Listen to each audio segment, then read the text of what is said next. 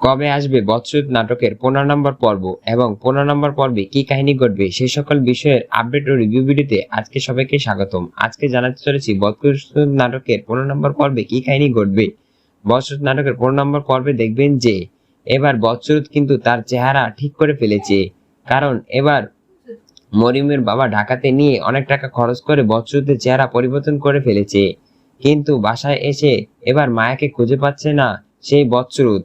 কিন্তু বৎসরত তো মায়াকে অনেক ভালোবাসে, এবার মায়াকে ফেরানোর জন্য সে মায়ের বাড়িতে যাবে, কিন্তু মায়া তো এবার আসবে না, কারণ মায়া সবকিছু বলে দিবে যে তোমার ফ্যামিলি আমাকে অনেক নির্যাতন করে বাসা থেকে বের করে দিয়েছে। তখন এই কথা শোনা মাত্র বৎসরতের মাথা গরম হয়ে যাবে।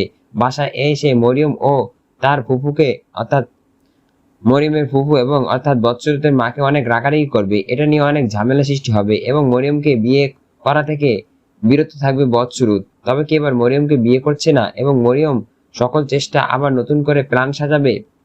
আর কি হতে যাচ্ছে এই নাটকের 15 নম্বর পর্বে। 15 নম্বর পর্বে দেখবেন যে বৎসরত আবারও যাবে মায়াকে আনার জন্য। এবার আনতে গিয়ে বৎসরত মার খাবে, কারণ মায়াকে পছন্দ করে সেই গ্রামেরই একটি ছেলে, আগে পছন্দ করত, এখন আবার আনতে যাওয়াতে তখন সেই সেই ছেলে পেলে এবার বৎসরতের গায়ে আঘাত করবে। তবে কি এবার মায়াও ভুলে যাবে আস্তে আস্তে বৎসরতকে, কারণ মায়া তো অনেক কষ্ট করছে, অন্যের বাসায় কাজ করছে।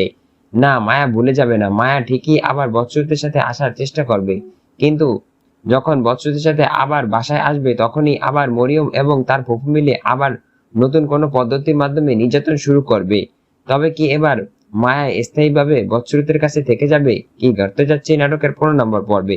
15 নম্বর পর্বটি দেখতে পারবেন আগামী শুক্রবার বিকাল 3:30টায় শুধুমাত্র ইগল ইসলামিক নাটক চ্যানেলে, অর্থাৎ আগামী 13 ফেব্রুয়ারি আসতে চলেছে এই নাটকের 15 নম্বর পর্বটি।